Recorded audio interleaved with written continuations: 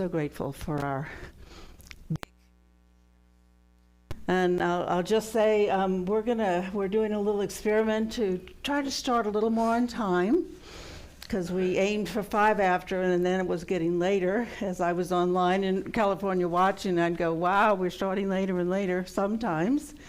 And if we don't have technical problems, we're going to try to start sooner, closer to 10. So I'm just telling you that. And I'm going to ask for your help, to those who come early, to let's try to keep this room as silent as possible when you walk in. I mean, of course, you want to say hello, but let's keep it real muted and sit down and meditate, because that's another thing. When I'd walk into the big temple, it's like, wow, all these people already meditating. Let me jump in here with them. It was just that invitation. So I'm doing an experiment and saying, let's try it and see what happens. So let's ask our questions that we ask all over the world. And you know the answer is awake and ready. So let's be awake and ready. Okay, good. We got the answer. That's the answer. And the question, first one is, the voice of God calls us to awake in Him. How will He find us when He comes? Awake and ready. And when He asks us to dedicate ourselves more perfectly, how will He find us? Awake and ready. Let's begin our service with a responsive prayer. Heavenly Father, Divine Mother, friend, beloved God, Jesus Christ, Babaji Krishna, Lahiri Mahasaya, Swami Sri Yukteswar, Paramhansa Yogananda, Saints of all religions, we lay the flowers of our love and devotion. And of our wisdom. Lovingly at Thy feet. O Heavenly Father. Awaken us to Thy love. That we may always be perfect channels of Thy love. For all people. And in all situations. And help us ever more profoundly. Intuit Thy inner higher truth.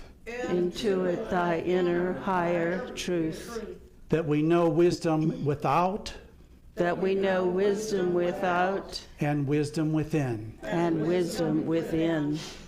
Om. Peace. Amen. Please be seated.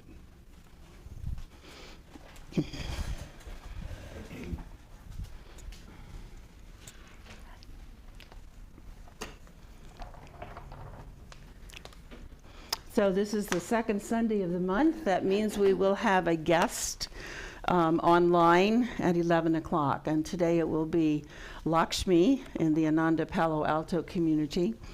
And she's been on with us before. It's been a while, but we'll happily introduce her. And so our flow today is a little bit different. As you can see, we don't have the fire ceremony. We'll have a chant in a moment, and we will go into meditation earlier than usual. We'll still have about a 30-minute meditation, but we will be coming out of meditation approximately 11:15. Then we'll come out with the affirmation, which is self-expansion. Just going to put that word out there because it really touched me this week when I read it the first time, and every time I've read it, self-expansion. If you want to think about what does that mean, but I've already read it a number of times, so I know what Swamiji has to say about it, and it just really touched me.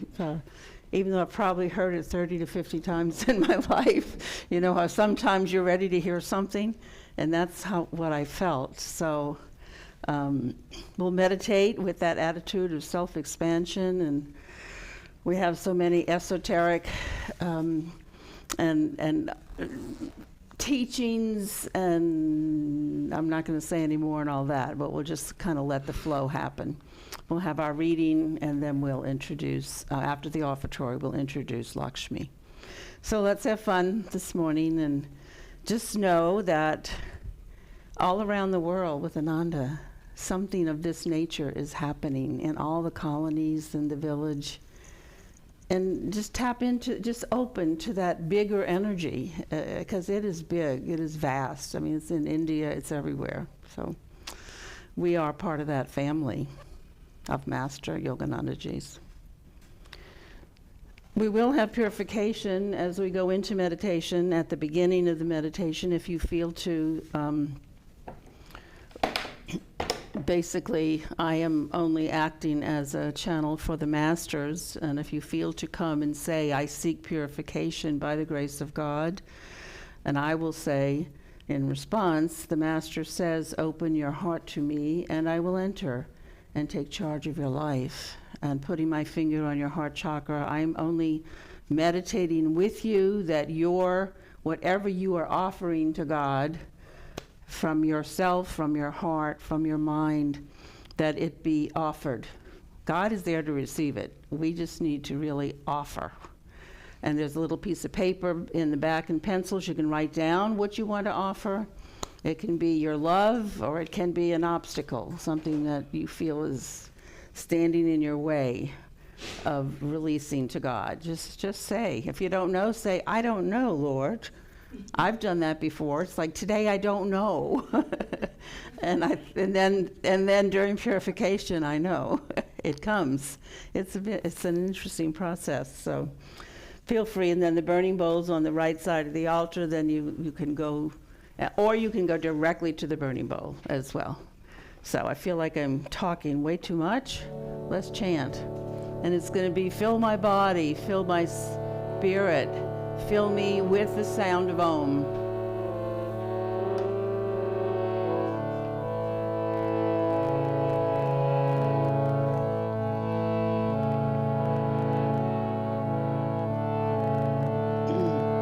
Fill my body, fill my spirit, fill me with the sound of Om. Fill my body, fill my spirit, fill me with the sound of Om.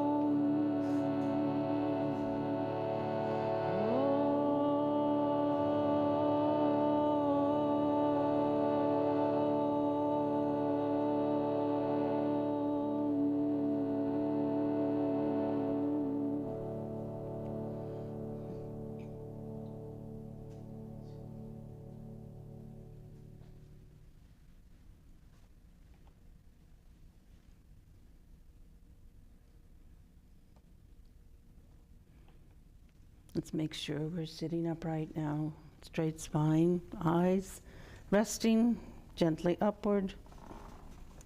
Let's take a double inhale and tense the body.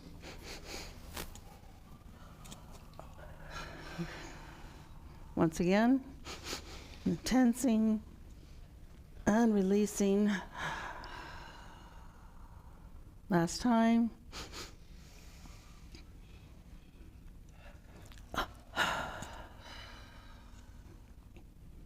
I'm very concentrated now. Let's control the breath a few times. Slowly inhaling, expand the belly, and hold the breath.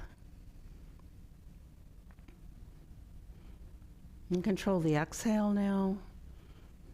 And do that on your own, 3, 4, 5 times. It's an important controlling the breath, controlling the energy, rising and descending in the spine. And after you do that, let go of controlling the breath and do your meditation practices then. And now we can start purification if you so choose.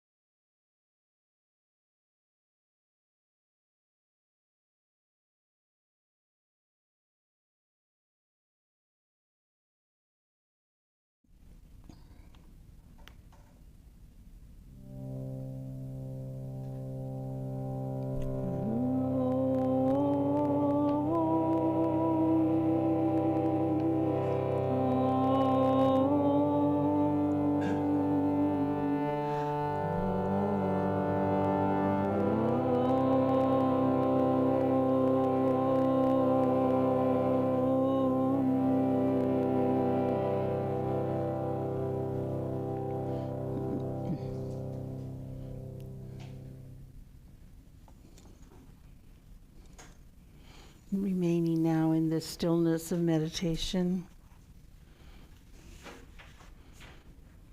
I invite you to listen to these words from Affirmations for Self-Healing by Swami Kriyananda. And the affirmation today is on self-expansion. Self-expansion is the essence of all aspiration. Why do we seek to possess things? Because by acquisition we imagine we'll expand our dominion. Why do we seek to learn more? Because we think by enlarging our knowledge to expand our understanding. And why do we seek ever new experiences? Because we believe that through them we'll expand our awareness. When you stretch a lump of dough outward, it becomes not only broader, but thinner. Such often is the case when we stretch the mind only outward.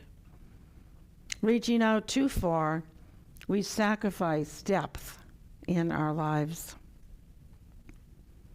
The self-expansion toward which all life aspires is of the spirit. An expansion of sympathy, of love, of the awareness that comes from sensing God's presence everywhere. And now let's practice our affirmation 5 times. This first time with much energy. I feel myself in the flowing brooks. I feel myself in the flowing brooks. In the flight of birds. In the flight of birds. In the raging wind upon the mountains. In the raging wind upon the mountains. In the gentle dance of flowers in a breeze. In the gentle dance of flowers in the breeze. Renouncing my little egoic self. Renouncing my little egoic self. I expand with my great soul self everywhere. I expand with my great soul self everywhere. And this time in a normal speaking voice. I feel myself in the flowing brooks.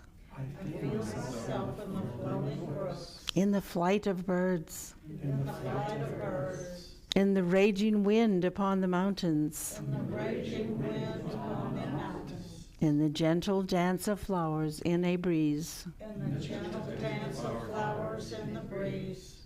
Renouncing my little egoic self. Renouncing my little egoic self. I expand with my great soul self everywhere. I expand with my great soul self everywhere. And now in a whisper. I feel myself in the flowing brooks. In the flight of birds. In the raging wind upon the mountains. In the gentle dance of flowers in a breeze. Renouncing my little egoic self. I expand with my great soul self everywhere. This time now filling your entire subconscious being by repeating it mentally. I feel myself in the flowing brooks. In the flight of birds. In the raging wind upon the mountains. In the gentle dance of flowers in a breeze. Renouncing my little egoic self. I expand with my great soul self everywhere. And now this final time, if you will, repeat it silently with me, awakening our greater superconscious self. I feel myself in the flowing brooks, in the flight of birds, in the raging wind upon the mountains, in the gentle dance of flowers in a breeze.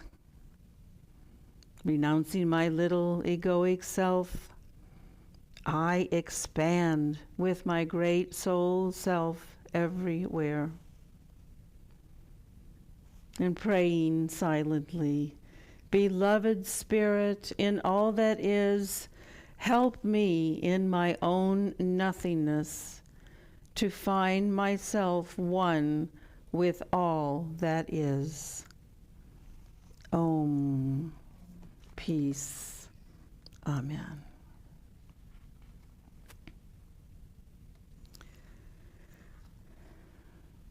And we'll now have our reading from Rays of the One Light.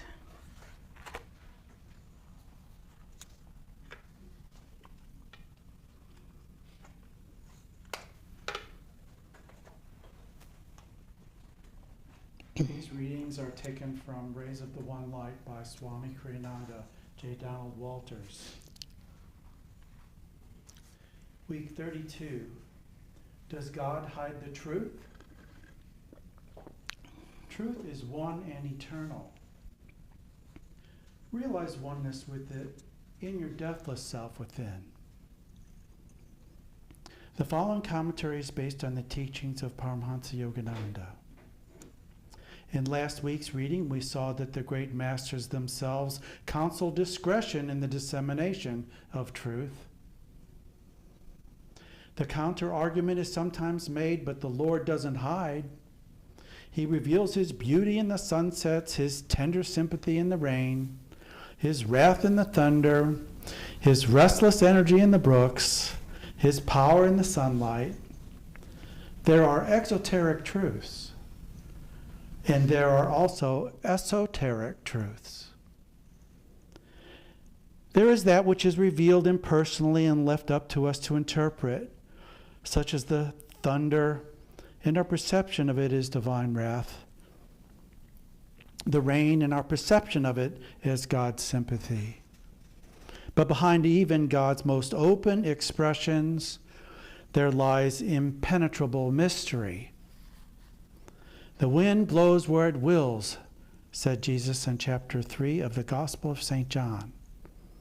You hear the sound of it, but you do not know where it comes from or where it is going. So is everyone who is born of the Spirit. And Sri Krishna says in the 9th chapter of the Bhagavad Gita, by me the whole vast universe of things is spread abroad. By me the unmanifest. In me are all existences contained, not I in them. God's hidden reality cannot be understood by the reasoning faculty. India's Shankya philosophy states, frankly, Ishwar Ashidha, God is not provable. A willingness to seek the underlying reality behind appearances is essential for those who would know God. Thus, through Holy Scripture, God has spoken to mankind. Om, Om, Om.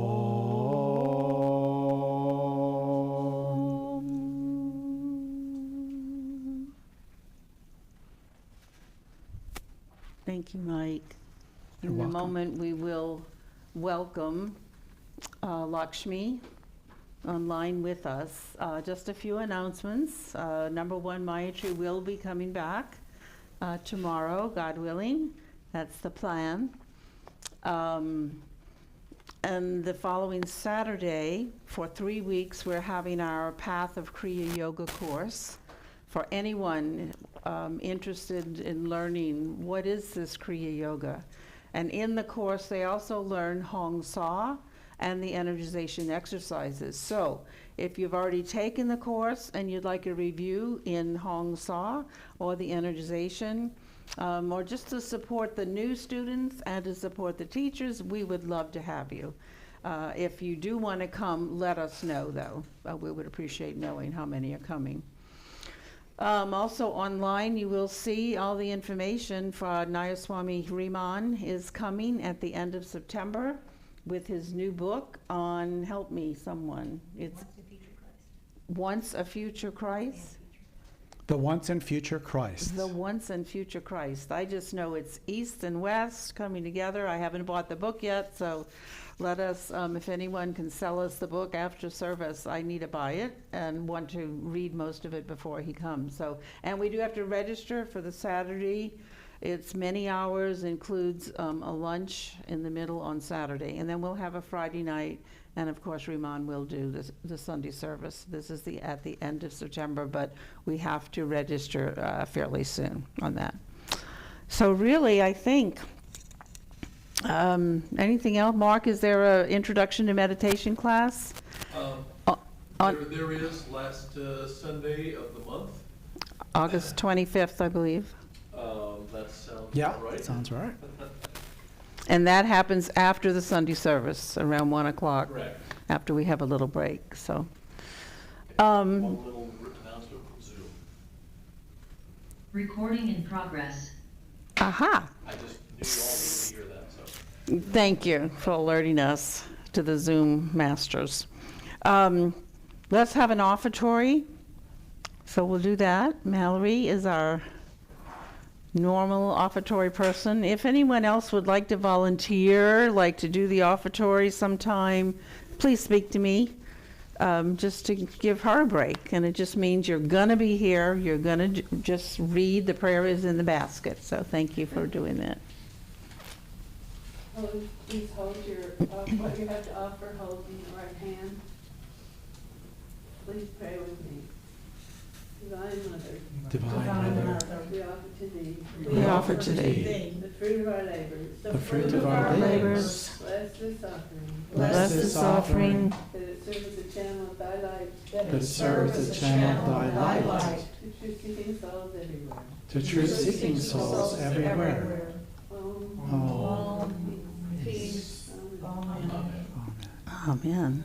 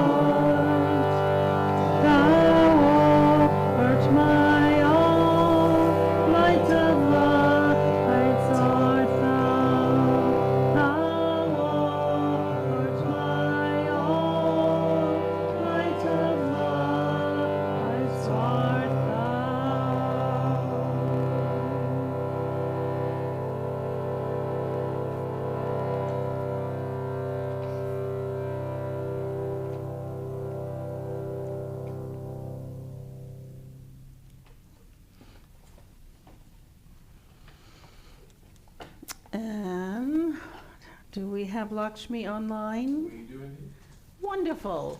So Lakshmi, give us just a moment. What we do, we have people here in the temple, and we're all going to turn our chairs, and we're going to be very quiet, because we do have a big screen here where we shall be able to see you and to hear you in just a moment. So I think everyone is settled. Lakshmi, can you open a camera? Yeah, she's right there. Oh, there you are. I'm looking up. Welcome. I'm looking up top. Thank you. So Mark's behind you, working our text so we can get everything straight. So I'm going to turn it over to you, and I am going to ask you to introduce yourself, where you're from, and if you want, what you're doing, because we do perhaps have a few people who don't know you yet. Sure, wonderful. Thank you all. Thank you so much. It's been Such a beautiful morning already. I feel like I'm in the room with all of you. It's just been meditating together and just being in our energy together. So I'm very grateful to be here with everyone. Let me just click off that. Okay. We're So grateful to have is you Lakshmi too. as- I was saying we're grateful to have you. Thank you. I've been looking forward. Thank you. Yeah, my name is Lakshmi. And I live and serve here in the Ananda Palo Alto community, which is where I am now. Um, and let's see, I've been serving here. I came to the Ananda Palo Alto community in 2012 and very quickly just started to integrate into the culture and into a path of seva. And then about 6 years ago or so, I started working more specifically with the Sangha staff, and I officially came onto the Sangha staff in 2020. And so I've been serving as one of the co-managers here at our Sangha temple for the last 4 years, and serving as one of our teachers and light bearers and ministers. And so it's just been a wonderful joy to get to deepen my own spiritual path. I do still serve part-time as a high school English teacher. So my school year starts tomorrow, actually. So I'm just gearing back up for that. And I'm there in the mornings, working with students who are in the 11th grade. So I teach 11th grade English. And then from about 12:30 on, or 11:30 on, I'm at the Sangha for the rest of the day. So it's a beautiful balance and a beautiful mix. And I get to bring the light of these teachings into both aspects of my life, in both direct and indirect ways. So very grateful to be here with all of you. And let's see, as I was thinking about this reading today, it was interesting. Nai Swami Shanti, who many of you probably know, she's giving service here in Palo Alto today. And yesterday we hosted a big hike about 2 or 3 times a year. On our calendar, we put a hike on the calendar and we all go off. We call it a spirit in nature hike. And we go off to one of the many beautiful sites that we're blessed to have here in the Bay Area, for a little afternoon hike and just to be out in the sunshine and in nature and to enjoy company with one another. And we were driving together to the trailhead and talking about this reading because we're both giving the reading. She's giving the talk here in Palo Alto, and she knew that I was going to be online with all of you today. And we were talking about how tricky this reading actually can be, because really it's a call to action in a lot of ways. It's a challenge that I feel Master is giving us, by this example of, we can see God in all of those exoteric ways. We can feel God in all of those impersonal interpretations. But then we get this challenge to go even deeper. Can you take that one step further? And I was thinking about just what a triumph it is for us when we can remember to think of God in our daily lives, and when we can remember to see God in the beauty of nature. As I was sharing, we were hiking yesterday, and I just had the great privilege. I spent the last few days in Yosemite National Park. It's sort of become an end of the summer tradition for me to go and spend a few days up in the park and hiking. And, I was with Shanti and with one of our other friends, and we were going to all of these incredible sites, and we were just sitting by these beautiful rivers, and of course, singing Swami Kriyananda's song, "The lilt of the water will gather your worries, carry them down to the sea." And so we were just singing and laughing and enjoying nature so much. And I remember that experience one day. She and I had woken up very early and we walked over to the river, and we're sitting there and just meditating. We'd energized and sat down to meditate. And I could feel God's presence so acutely and so beautifully. And I could feel God flowing through the rivers. I could feel God in the peaks of the mountains and the beautiful sunsets and the clouds and everything that we were enjoying. And it's such a triumph for us when we get to remember that, when we get to feel God and bring God into those aspects. And then I came home and read this reading, and I realized that the challenge that we're being given here is to push that one step further. It's not to say, I feel God in the rivers, or I see God in the mountaintops, or what we get in this reading. I love that line, I wrote it down just so I could get it, to feel his wrath in the thunder, the restless energy in the brooks, that he reveals himself in the beauty of the sunsets. And what Yogananda and Swamiji are challenging us to remember here is that to feel God in those acute ways, that's still just the superficial experience of God, that there's something even deeper for us to dig into. And that's both exciting and overwhelming, at least for me.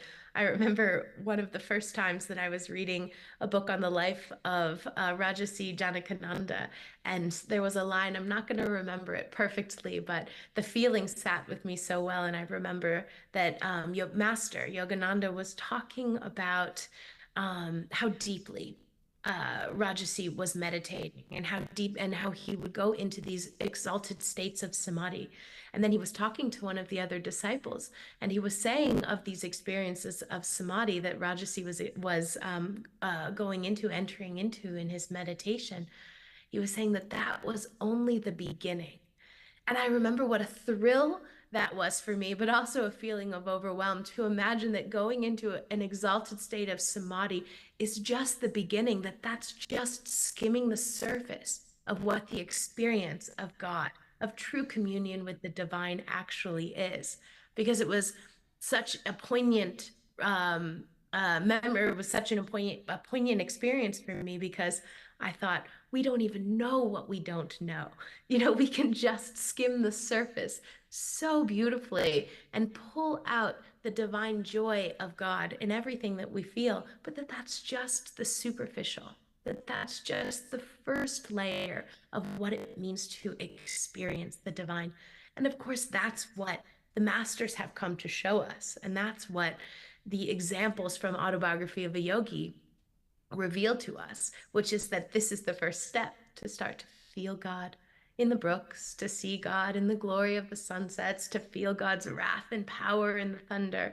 That when we can begin to take these first steps, what we're doing ultimately is just starting to refine our consciousness, just a little bit at a time. And that perspective shift that comes with the refinement of our consciousness is just like this beautiful, I actually pulled up the affirmation that we were reading today, because it was just, I lost it on my phone, but it was just so beautiful. It's the perfect affirmation to expand our sense of self, to expand ourselves. When we can begin to feel ourselves in the beauty of all that surrounds us, then what happens is that limited perspective that we have, that our ego globs onto, this is who I am, this is what makes me happy, this is what I need. Or even that question, this is how I experience God, this is how I see the divine. That when we can begin to shatter even that shell of a point of view or a perspective, that what happens is our consciousness begins to expand into the infinite. We take what is finite and we expand it into that limitless consciousness, which is, of course, the example that the gurus gave us. And I love this reading because, as I said to you, I started out the other day and I was saying to Shanti, I don't like this reading. This reading is tricky. This one is complicated, because I think that challenge to be pushed, it's a little bit daunting for us. It's telling us, don't ever stop putting out energy. That even in those moments when you feel so close to the divine, when you have a meditation where your heart is just opened, or you're absorbing the beauty of the natural environment around you and you're feeling connected to the divine, don't stop there. Keep pushing, push further. And then what happens is that veil of delusion begins to break. That veil of delusion begins to shatter down. And suddenly we see the reality beyond what is right in front of us. Just yesterday, the second Saturday of every month, we offer a family service here, which is very fun. So we have kids from all ages, 3 years old up to about 10 or 11 years old. They start to age out after that. When they become teenagers, they tell their parents that they want to go and do other things and spend time with their friends and all of that. But we have this great range of ages, as I said, from about 3 to 10 or 11 years old. And we, in our family service, we do some chanting together. We do a little bit of yoga, very little meditation. And then we always have a story or an activity or a game that we play. And then we end with a fire ceremony and an arati, which is very fun. And so yesterday, my friend Shantala and I, who co-host the family service, Shantala came up with the idea. She said, because of the reading today, does God hide the truth?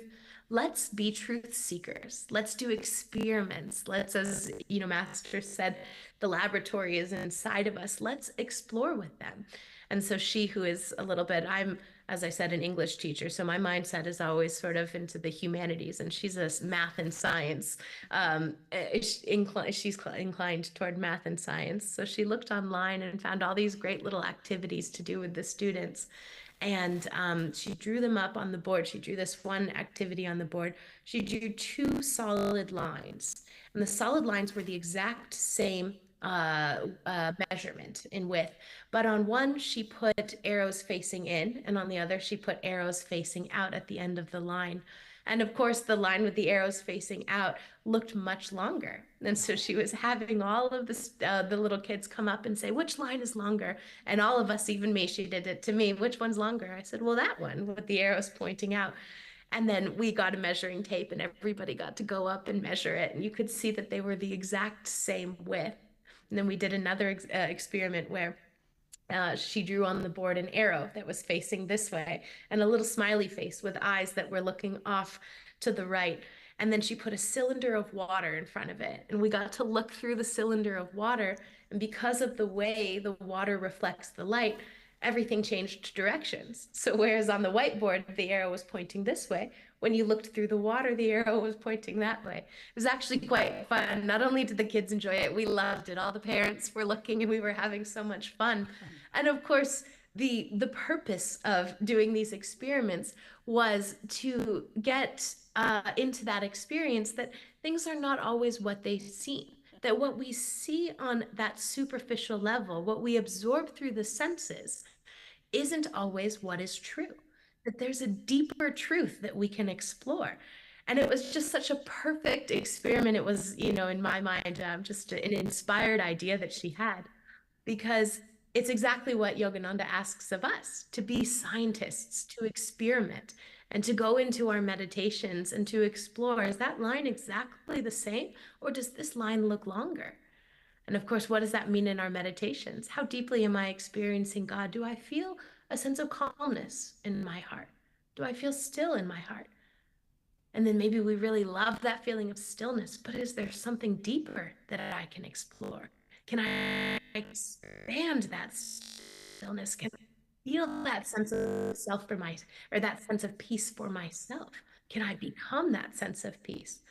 And this is the promise that the great masters have given us, that they say, if we just keep excavating, if we just keep digging further, as we refine our consciousness, that of course the opportunities are limitless, that infinite consciousness, that veil will drop, and infinity is what is waiting for us.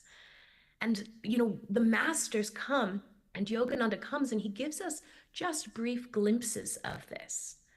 And, you know, there was a beautiful story. I was listening to a talk that Nayaswami Anandi gave on this exact reading from 2016, sorry.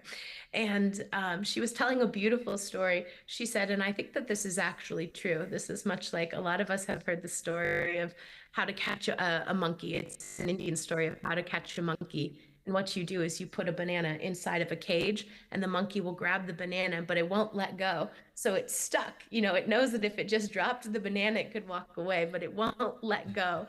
And so we've all heard that story, and I found out that that is actually true. So I think this story must be true as well. But she was saying that in India, the way that they train a parrot to speak is that they put a mirror in front of the parrot in its cage. And then the teacher will stand behind it. So the parrot is looking at the mirror, and it's looking at itself in the mirror, and it's hearing somebody behind it speaking. And so the parrot thinks that it's actually being taught by another parrot. So again, I don't know if that's true or not, but it's a perfect metaphor for the way that we interact with the world, because that's what the masters do. And this is what Nayaswami Anandi was saying. The masters come down and they become the parrot in the mirror. They look like they're human beings. They walk around the world as though they're living in this world and interacting with a consciousness that's similar to ours. But of course, what we know is that the masters come and their consciousness is actually infinite, that it's something that we can't even begin to comprehend. One of my favorite stories from Conversations with Yogananda is the story where he'd spent the whole day recording one of his chants, What Lightning Flash. And he says the story goes that they were recording it over and over again. And so they'd spend hours recording this. Then they came home and Master brought it and all of the monks gathered around and they were listening to it. And he was out on the lawn, in Mount Washington, out on the lawn listening to it. What lightning flash glimmers in thy face. And as he's listening, his hands are out and his eyes are closed. And he's just listening and he's saying, play it again, play it again, play it again. And they're playing it over and over again. And at the end, he turns to all of the monks and he says, I see you all as sparks of light. And it reminds me of that story of Rajasi where he goes into samadhi, but Master says he's only beginning to experience. It's that same feeling for us. We can sit and bask in the beauty of God's play. But what does it mean to actually know that it's all that beam of light, that everything is just a show of light and shadow, that none of it is actually real? And that's what Krishna is saying to us in this reading when he says, let me pull the line exactly, in me are all existences contained, not I in them. You see, we absorb the world through that limited perspective and we think God is in this, God is in that, God is here, God is there. But the perspective shift for us is begin to say, no, everything is the manifested divine play. Just like Yogananda can say to us, I see you all as light. And so the masters come down and they parrot themselves for us. I love Autobiography of a Yogi. Every time I read it, I have that experience that this is the only book we ever have to read again. And if we could truly know it, we could truly understand it, we would be free, which is, of course, probably the truth. But what I love in this story, or what I love in this book, is that we get all of these examples of the masters playing the role of the human being. And they have feelings and thoughts and reactions, and they're just so human for us because they're giving us those examples of what it truly means to strive for God.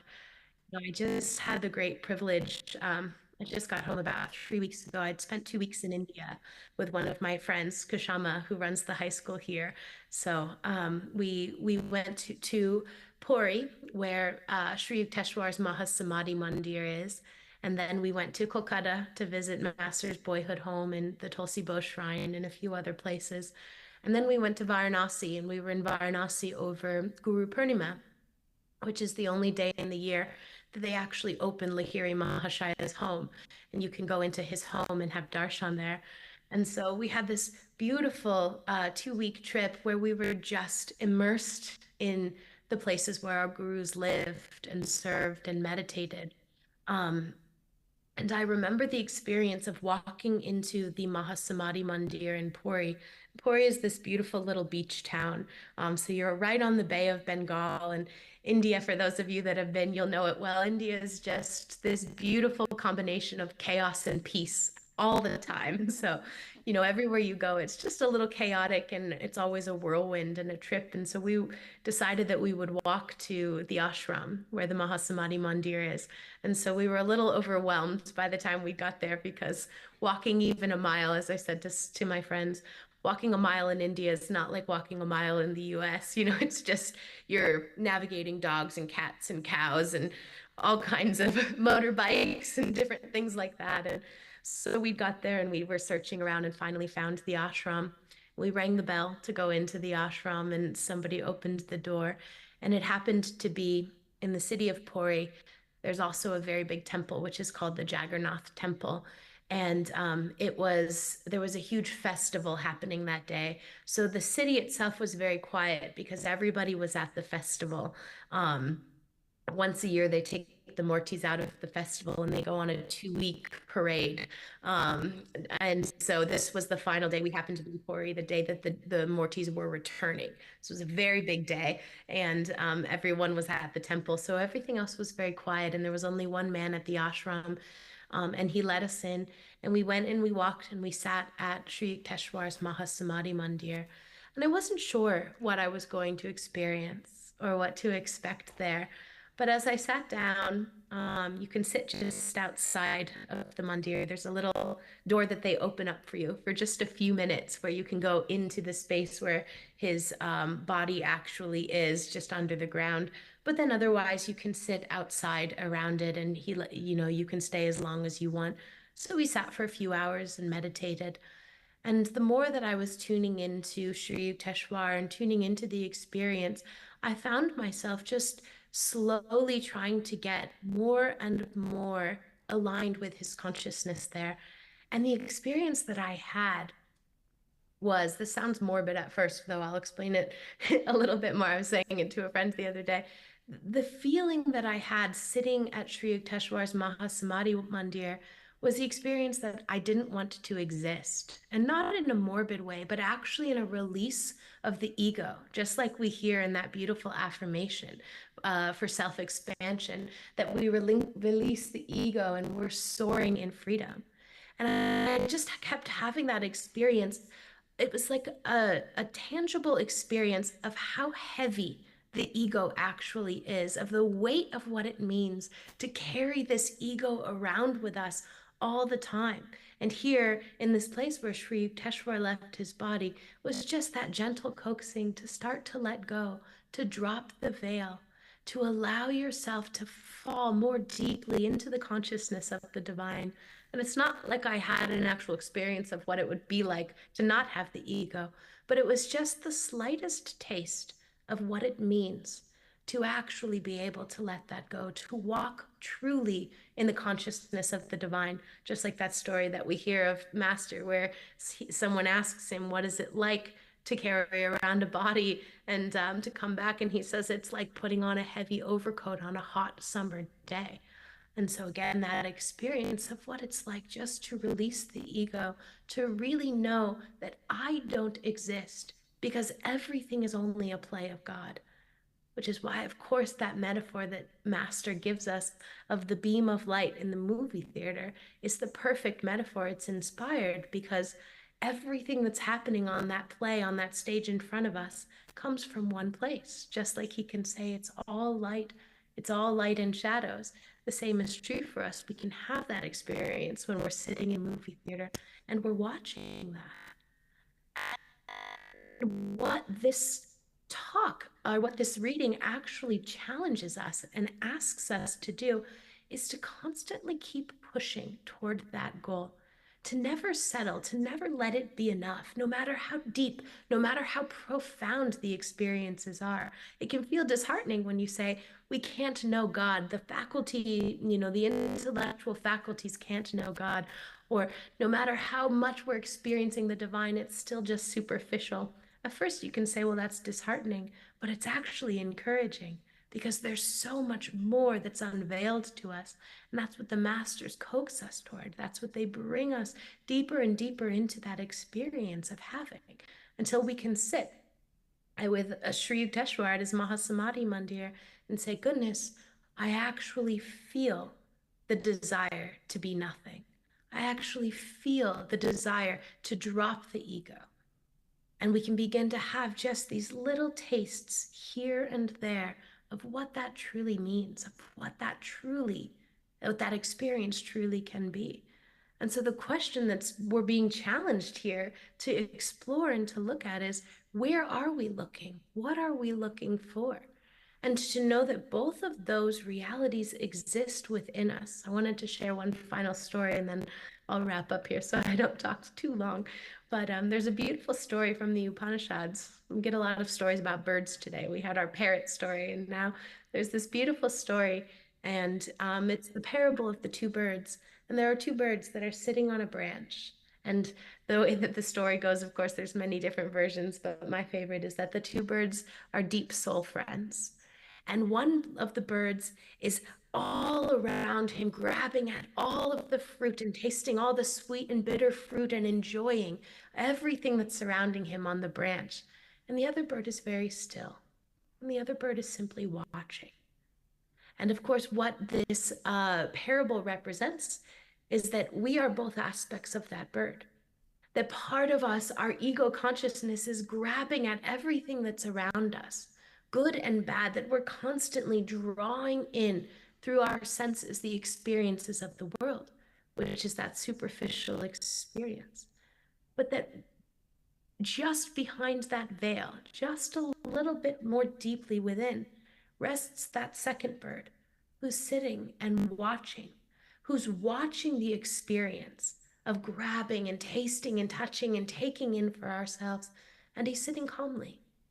And that bird is what we're ultimately tapping into through our meditations, through the chanting that we're doing, through the affirmations that we're doing. We have so many tools to help us to begin to refine our consciousness, to drop that veil, and that we can become more and more like that second bird. And I remember this is a story that my friend Sai Ganesh told me many years ago, and I loved it. I'd never heard it before that. And ever since then, whenever I find myself in a moment that feels really peaceful, or I'm looking out at, again, just like this reading mentioned, those beautiful sunsets or the mountain peaks or the babbling brooks, I always come back to this story and I remember it. And I try just in a moment, even in the enjoyment of the beauty and the nature, even in the closeness or the experience of the divine, to be that second bird, to just detach myself even a little bit more from the experience, to try and give it all away to God. Because this is, of course, ultimately what we're trying to do. We're trying to just release every experience, good and bad, into that current of divine energy until we wake up one day and we realize, just like that beautiful touch of an experience that Sri Yukteswar gave me at his Mahasamadhi Mandir, we don't exist. We are no longer here. There is no consciousness, no ego, no desire left. It's simply us and the divine. And that reminded me, I wish that I had a guitar so I could sing the song for you, but it reminded me this morning of that beautiful song from Swami, Well Done, Lord. It starts out and says, in India there lived on the banks of a stream a hermit whose prayer chose applause for his theme. Then it goes on, he gazed at the flowers and he smiled at the sun and he clapped with delight and he cried, well done. And then he goes on to praise the mountains and the streams and the joy of all experiences and the power of youth and of victories and all of the myriad of human experiences that we have. But then the very last line, which I wrote down again so I wouldn't mess it up. At last I've discovered the mystic key. The world's joys, O secretive one, replies to your sweetness in me. For here in my heart lies the answer, your love shedding light like the sun. All life seems to leap like a dancer. When gazing, I see only thee. At the end of the day, it all gets turned back inward. It all just becomes an experience of recognizing that the divine creation is dancing through everything. And when we can begin to see that mystic key, that the world's joys replies to your sweetness in me, that it all comes from the divine, just as Krishna tells us here when he says, in me are all existences contained. In me are all existences contained, not I in them. Whatever we experience in outward joys and pains and pleasures, that it all comes from the divine. And it's all there simply to help us to remember, to drop the veil, to listen more closely, to look more closely, and to be, just like my friend Sai Ganesh inspired me with this beautiful parable of the two birds, to be the second bird, to just pause in the midst of all experiences and feel that sense of detachment. Instead of grabbing at everything that's around us to try and find that joy, to sit quietly, to sit stilly, and to listen for that divine call from within. Thank you all. Thank you so much, Lakshmi. Wow, living everyday life with all that you said. It made me think about chopping carrots, because that's my thing. When I chop a carrot, if I'm not in the awareness of God, can't tell you why, except from many years ago, something happened and I chopped carrots and thought of God, and it was so sweet. So there you go. Now it's expanded to celery and, and the mountaintops as well, which I got to see in California, but we don't have mountains here. So anyway, anyone in the room, we have a mic set up for questions. You can come, questions or comments for Lakshmi. And who's that online? Is that Dinah? Dinah. Hi, Dinah. You can put something in the chat as well, Dinah. So, I just, you probably noticed, Lakshmi, that we're having some technical difficulties this morning. And I just wanted to let everybody know here in the room, and also anybody who might be joining us through our Facebook stream or our YouTube stream, that Lakshmi's talk, that the problem is completely local. So her talk, the recording of it is going to be nice and pristine. So if you want to hear her talk uninterrupted by all the digital noise, then you can go to our website sometime, probably tomorrow, and see it in its entirety with all that, without all that stuff. So, and I just want to say thank you for the story about the parrot. That was a wonderful one, and I'm sure I'll be using that in a class or many classes from now. Yeah. Yeah, I heard it just for the first time yesterday, and I loved it immediately. I thought, that's perfect. So, It is. yeah. So thank you very much. Well, and I'm going to be drawing the line on the board with the arrows facing the ways. That one I knew, but I didn't know the one about draw the line with a smiley face and an arrow, I think it is, but then look through glass and it changes. That one I haven't done. So, I know. and our scientists Yeah, it in was so the room. fun.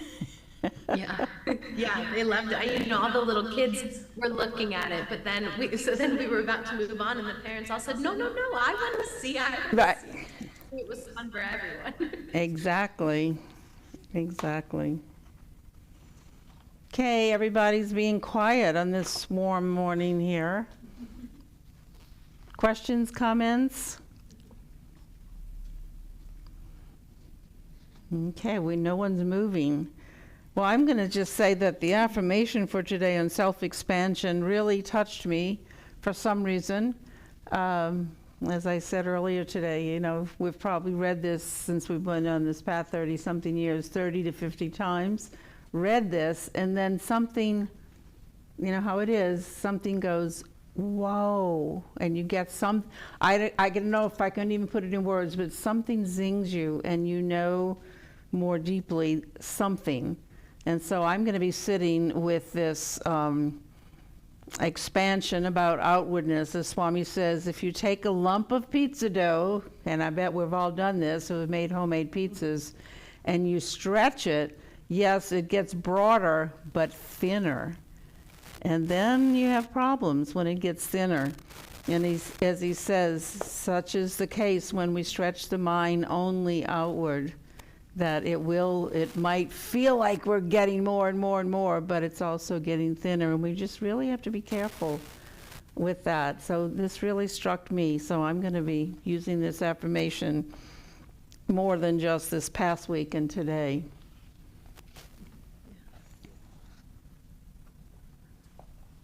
I guess I'll have a question.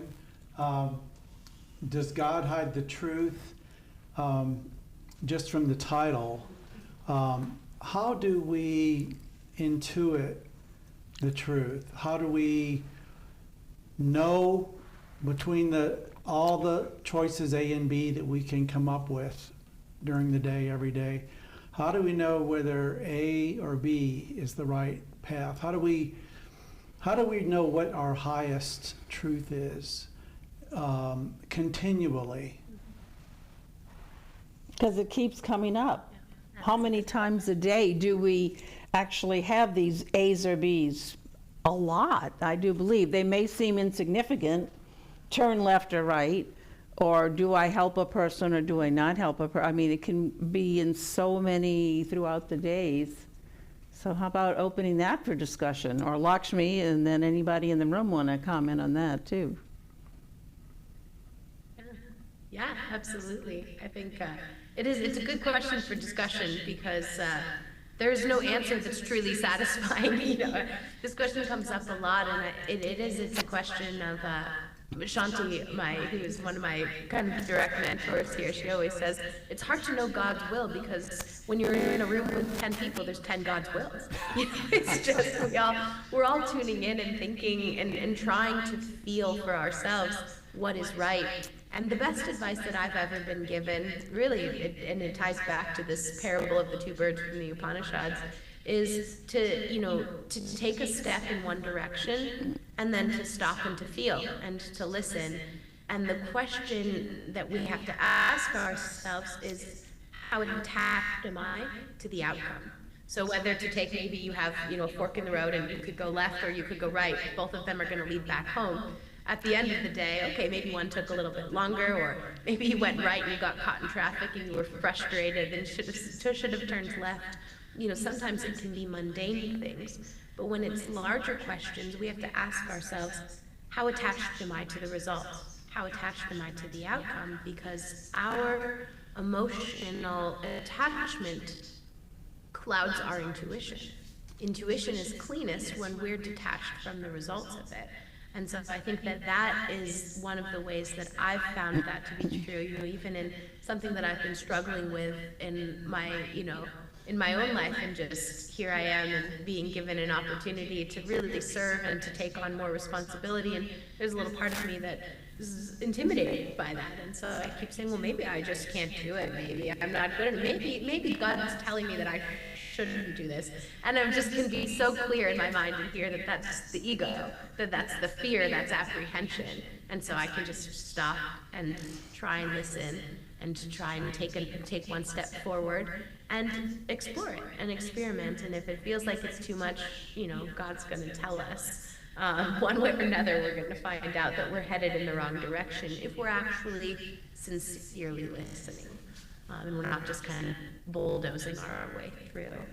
But I would be very interested to hear what others think or experiences others have with that. Thank you, Lakshmi.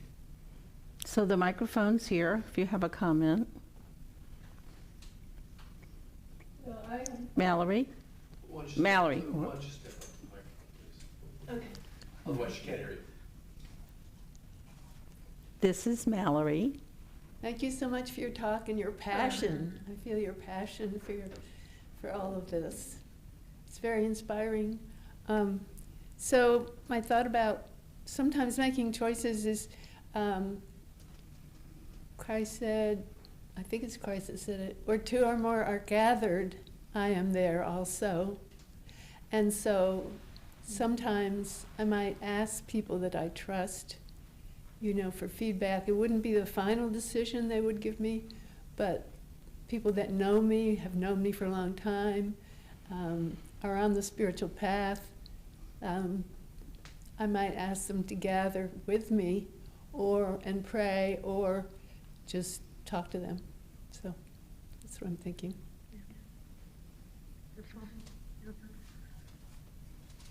Yeah, it's really true. There's so many reasons that Yogananda inspired us to live and serve and work in community, and of course that's one of them. We have mirrors all around us for helping us to redirect, reorient. Namaste, this is T2. How are you? Microphone, please. Hello. Step up to the microphone. Can you hear me? Step up to the microphone. He's there. There you go. Okay, I'm sorry. He's right there. Can you hear me? Yeah, it was just... Yeah. Your energy is contagious, and we are dumbfounded here. So having said that, two things came to my mind. One is Yogananda ji, and I think Swami Yukteswara ji taught us attunement. And in the Bhagavad Gita, the main discourse is Nishkam Karma. And I think you covered both of those.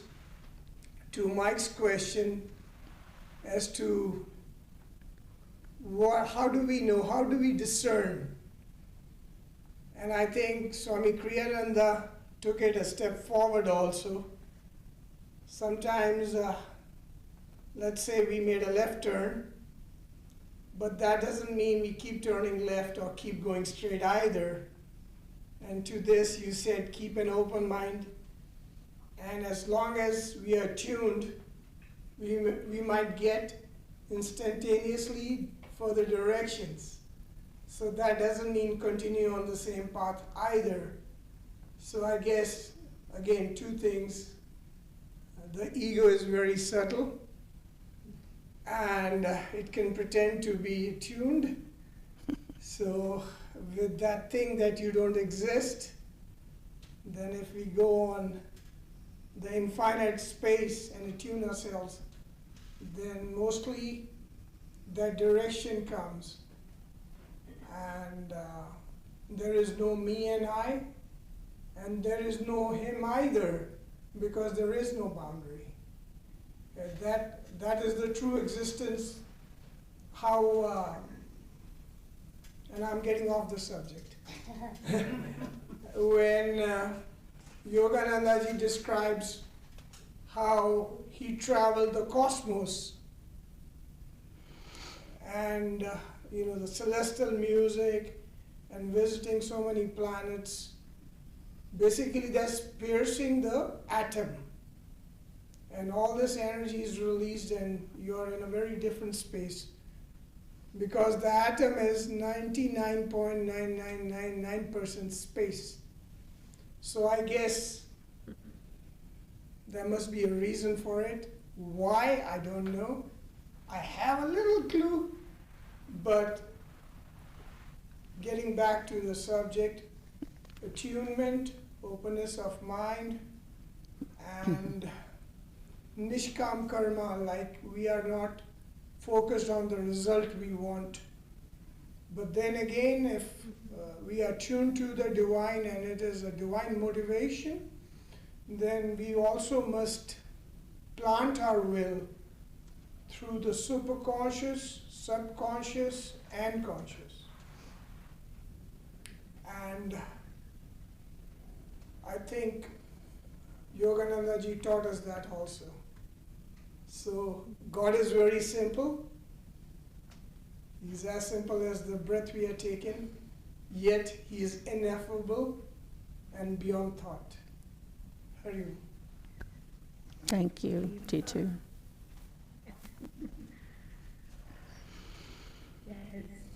As you were sharing, I was thinking about, that question, or this topic of attunement. I was thinking about a friend of mine. I'll share her story. She, this was a few years ago. We were in, I think some of you have done the Living Discipleship program. And we were in the midst of our Living Discipleship program, and we were being guided through a visualization of what's next for us. And she was just being asked to take on a pretty big role here in Palo Alto. And she was visualizing allowing Master to be there with her, to have Yogananda with her. And so she said she was in this visualization and just sort of contemplating it, and she kind of saw herself driving a car. And she opened the passenger door to let Master come in and said, "Come on, drive with me." Which is how so many of us would think, yes, we want you right next to us. But if you remember the Bhagavad Gita, Krishna's actually the one driving the chariot, not Arjuna. So she said in this visualization, she just had this experience of Master going, and he walked around to the driver's passenger side of the door, opened the car door, she got out, sat in the passenger seat, and he was driving the car. And I think that even that subtle shift in attunement, so often we're saying, I'm doing this and I'm asking Master to guide me. I'm doing this and I'm asking Divine Mother to be with me. But even a subtle shift to that, Divine Mother is doing this, and I'm just here. I'm here to be a willing channel. But the challenge for us, and this is what I've always been so grateful for, I explored a few different spiritual paths before I found Ananda. And one of the main differences I always found in Ananda in the path of self-realization was that we are never allowed to sit passively on this path. This is a path of dynamic energy. From the type of meditation we do, Kriya Yoga asks us to use and to move a lot of energy. It's not like a passive form where we're sitting back and watching. We're actually doing, and we're moving energy, and we're serving, and we're constantly putting out more. And when we think we can't do any more, Master asks us to just push a little bit harder. And so even though Krishna's driving the chariot or Master's driving the car, in the case of my friend and her sort of visualization that she was going through, we don't sit passively. We're right there with the map in our hand, helping to guide and drive, and we're putting all of our effort and energy in. And I think it's through that duality of saying, I'm not the doer, but I'm giving it all of my energy, that our attunement starts to refine, our intuition refines, and we really begin to feel what it is that God's asking us to do, and we can start to surrender the ego more and more. So thank you for sharing that beautiful stories and examples.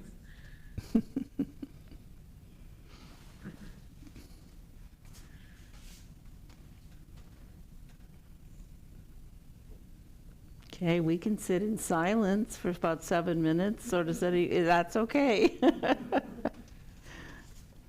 Any thoughts? Oh, here's Carolyn. Thank you for being with us today. I was away last week for about a week. I have a friend whom I've known since the 8th grade. Since we were 8 years old. She was in major distress and asked me if I would come there. And so I got ready to do that and did go there, and she certainly was in major distress. And it was really very hard to be there. And I just kept praying about that. And I had talked to Supriya. We put her on our prayer list. I put her on another one when I got home, of a person I know, not in this faith, but who's very faithful. And one day, we were trying to get credit cards back. She had no car. She'd lost her fob. It was a mess. And, when I would help her, she was defensive, or when I would try to help. And she settled down after a while because I got the message from above. It was just time for me to be quiet. And I did that. And she really didn't want me to leave on the day I was supposed to go. So I stayed one more night and then came back. And since then, her texts have been that she's so much better. And I just didn't take any of that credit because I was just being asked to go because I've known her forever. We're almost like sisters. Not exactly, but, I just knew it was that I was being led to do that. And I'm so glad I could help in the littlest way. She still needs a lot of help, but she's so much better. And sometimes that's what I try to do when I see someone. I just felt like when it's put in front of me, I try to help. Is that what you're talking about? You're saying it's that God's kind of, we only get a little bit of that, and I've certainly had a little bit. So I really, really believe. And I just try to lead with what I'm told. Yeah, I mean, I think it's beautiful, and the way that you can be there so often. We want to come in and say, I know the answer, and let me tell you, or even if we're walking on this path to say, oh, I can tell you, this is all karma, you're gonna be fine at the end of it, you know, whatever it may be. Don't. But, yeah, we've gotten ourselves into trouble with things like that before, at least I can say I have. Yeah. But the answer, you know, the subtlety of what you're speaking to, consciousness and energy, that is what's healing. You know, when we're offering Yogananda's healing prayers, we're offering divine energy, we're offering ourselves as a channel so that that divine energy can come through and transform. And that's exactly what you're speaking to. Yes. That we can be there, and in any ways on the physical plane that we can help, getting credit cards back, things like that. You know, we're there to be a support, but more your energy, your consciousness, your willingness to be a present force, to allow yourself to be a channel of God's light. That's what's transforming. That's what's healing. So absolutely, it's beautiful what you're sharing. It's very deep, and sometimes that's true. You know, I used to be the conflict mediator at the high school that I work at now. Before I went part-time, half of my day was spent working with students who were fighting. So I saw students who were at their worst. And often they'd come in and, you know, so many people would try and force them to talk, to share, to break down what was happening for them. And sometimes they would just say to me, I'm not talking, I don't have anything to say. And I would say, no problem. And we would just sit there in silence. And not intimidating silence, but I might just be working at my desk or something, and they'd just be right next to me, and 10, 20, 30, 40 minutes would go by sometimes. And then finally they'd feel they were in a space where they could share. You know, and that's not me. I'm not doing anything. I'm just creating a space where they can feel held and seen and supported, which is exactly what you're doing. Yeah, it's beautiful what you're sharing. Well, I did help her. She still has a long way to go, but I was just so pleased that she was a little bit happier when I left. So I just knew it was God helping me. I just knew it. And about the being silent, that really helped, you know, to not be, you know, that kind of stuff. Thank you very much. Yeah.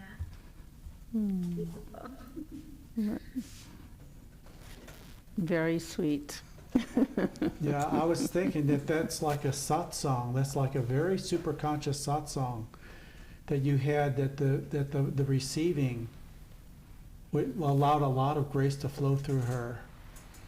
You know, and they'd say satsang is very important for all of us all the time. And that's what came to mind. Well, thank you. Thank you, Mike. You're welcome. I just hope that she keeps receiving that. Yeah. Thank you. And she is on our healing prayer lists, and Yes. we And just, then I put her on a second one. too. good, And she was so grateful for that, good. what she wrote in her Yeah. last text. Okay, we're getting ready to wrap this up. How wonderful it's been, and I'm so appreciative. This conversation, the topic, like you said, is deep. And, you know, esoteric and exoteric, and then what is, oh my gosh, is that what it means? And I think we went pretty deeply into it, so I'm thrilled about it. Thank you very much. Wow.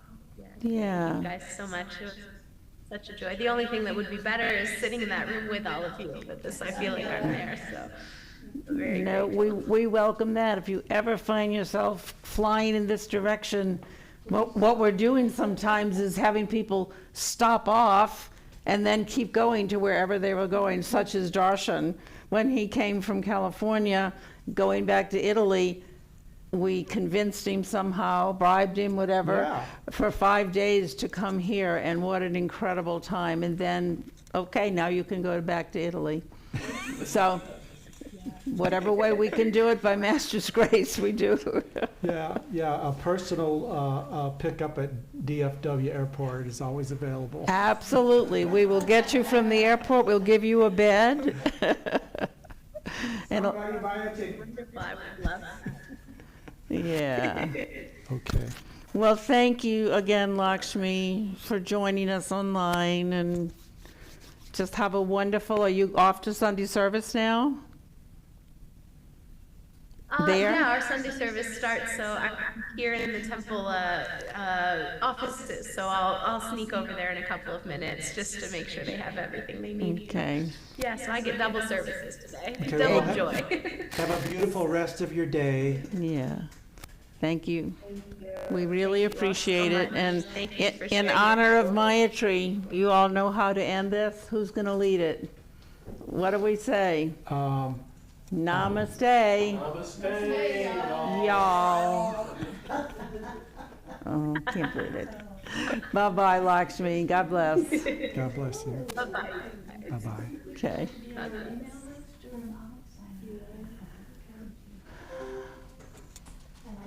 wasn't going to do it. Master said I had to do it.